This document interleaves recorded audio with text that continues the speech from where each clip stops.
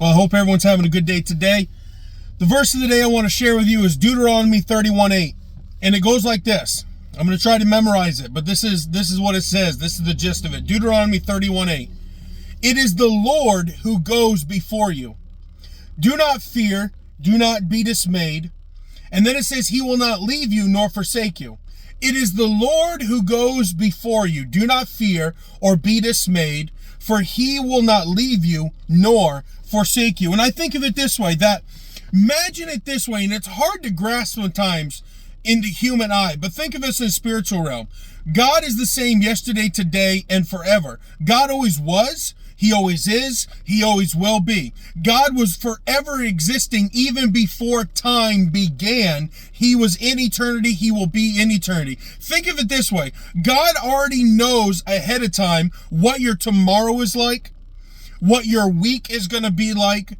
He has already gone before you. The presence of God and the Holy Spirit have already gone before you. God has already sees what your next challenge is in life. God already sees what goes ahead of you. He already knows when you're going to be anointed and blessed. He already knows when you're going to be taken care of. It is the Lord that goes before me. He will not leave me nor forsake me.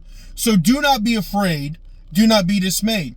Now, I know in moments when a trouble arises or something comes up in our life, our flesh is the first thing that pops up. So what happens when our flesh pops up? We become fearful.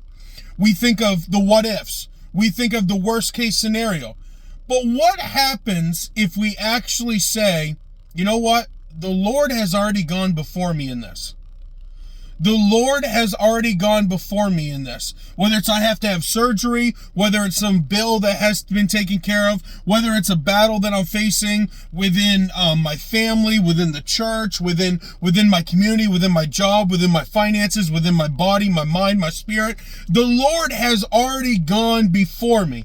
So you need to think of it just like it says in the Old Testament. The battle isn't mine. The battle is the Lord's. So if we walk into a situation with a victim mentality, yes, it will not end pretty for us. But if we walk into a situation with a victor mentality, look at the great things that will take place when we rely upon the Lord and we say, you know what?